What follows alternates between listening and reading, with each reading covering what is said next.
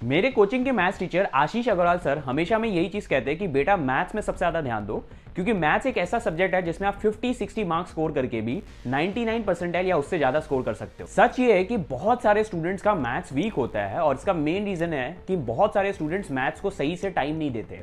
JEE 2024, 2025, 2026 in fact हर साल ऐसा देखा जाता है कि बहुत सारे ऐसे बच्चे जिनका ड्रीम होता है आईआईटी एनआईटी जाने का, वो टूट जाता है जस्ट बिकॉज वो अपने मैथ्स को अच्छे से स्ट्रॉन्ग नहीं कर पाते। मेरे पास ऐसे बहुत सारे कमेंट्स आते हैं स्टूडेंट्स का कि भैया जेई मेंस के नेक्स्ट अटेम्प्ट में सिर्फ फिजिक्स और केमिस्ट्री के बेसिस में, क्या दो सब्जेक्ट के बेसिस में हम 99 परसेंटाइल स्कोर कर सकते हैं। इस वीडियो में मैं लेके आया हूं मैथ्स का एक कंप्लीट रोड मैप, जिसमें मैं बताऊंगा कि आप कैसे मैथ्स में एक डिसेंट मार्क्स स्कोर कर सकते हो, कौन कौन से चैप्टर्स आपको प्रायोरिटी में करने हैं, मेंस 2 के लिए आपको कौन कौन से क्वेश्चन सबसे अच्छे से करने हैं, कौन से पीवाईक्यू सबसे ज्यादा रेलेवेंट रहेंगे। इन शॉर्ट सब कुछ डिटेल में बताऊंगा। बाकी वीडियो स्टार्ट करते विदाउट एनी डिले और कमेंट्स में लिख देना मैथ्स फोरेंगे अगर आप रेडी हो तो।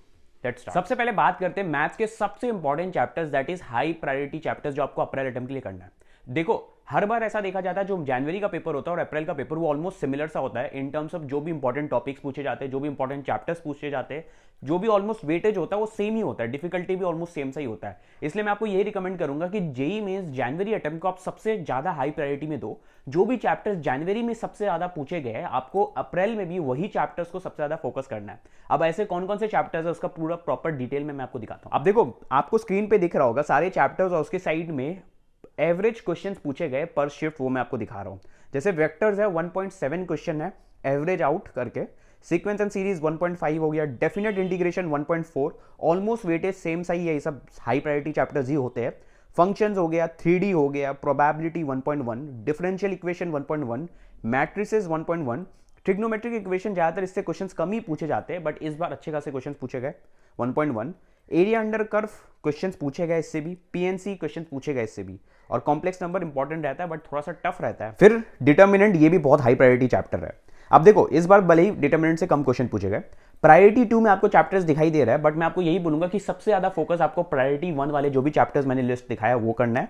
फिर जाके अगर आपके पास टाइम बचता है तब आप जाके प्रायोरिटी 2 कर सकते हो, बट सबसे इंपॉर्टेंट प्रायोरिटी 1 ही है। अगर आप प्रायोरिटी 1 अच्छे से करते हो तो आप 99 परसेंटाइल मैथ्स में स्कोर कर सकते हो। अब इसको करना कैसे है, इसके लिए आपको मैंने ना चैप्टर्स को दो कैटेगरी में स्प्लिट करने बोलूंगा, कैटेगरी ए और कैटेगरी बी। कैटेगरी ए में वो चैप्टर्स होंगे जिसमें आपका थ्योरी हो रखा है बट थोड़ा बहुत प्रैक्टिस कम हो या कुछ भी हो प्रैक्टिस के रिगार्डिंग, बट थ्योरी आपका कैसे न कैसे हो रखा है इस चैप्टर का। कैटेगरी बी में वो चैप्टर्स है जिसमें आपका कुछ भी थ्योरी नहीं हुआ। अब देखो कैटेगरी ए के केस में आपको क्या करना है, सिंस आपका थ्योरी हो रखा है तो मैं आपको यही रिक्वेस्ट करूंगा कोई भी और लेक्चर्स नहीं देखना है, मेड भी रिवीजन वन शॉट कुछ भी नहीं देखना है, आपको सिर्फ प्रैक्टिस करना है। बहुत सारे बच्चे ऐसे सोचते हैं कि देखो हमारा क्वेश्चन नहीं बन रहा है तो उसका मेन रीजन होगा थ्योरी क्लियर नहीं है। तो वो maths is all about practice, जितना प्रैक्टिस करोगे उतना ही आपका अच्छा रहेगा। तो मैथ्स के लिए आपको क्या करना है, प्रैक्टिस करना, और प्रैक्टिस भी क्या करना है, सॉल्व एग्जांपल्स करो। हर चैप्टर के 20 से 30 सॉल्व एग्जांपल करो टॉपिक वाइज। इससे आपको पता चलेगा कि कोई भी क्वेश्चन को अप्रोच कैसे करना है, क्या प्रॉपर तरीका होता है, कैसे क्वेश्चन को बनाया जाता है, सब कुछ आपको सॉल्व एग्जांपल से ही क्लियर होगा। फिर जाके आप पीवाईक्यूज करो। वीडियो में आगे बढ़ने से पहले एक इंपॉर्टेंट चीज, जेई के साथ आप बिटसेट की भी तैयारी कर रहे हो because smart aspirants prepare for both, इसलिए I found something super useful, ultimate combo. Physics Wallah का JEE comeback 2.0 plus BITSAT 2026 batch. ये नॉर्मल बैच नहीं है, this is exam focus preparation. और बेस्ट पार्ट सुनो, you get complimentary access to JEE comeback 2.0 batch, BITSAT 2026 batch, Varun JEE advance batch. मतलब JEE mains, JEE advance और BITSAT full coverage in one plan.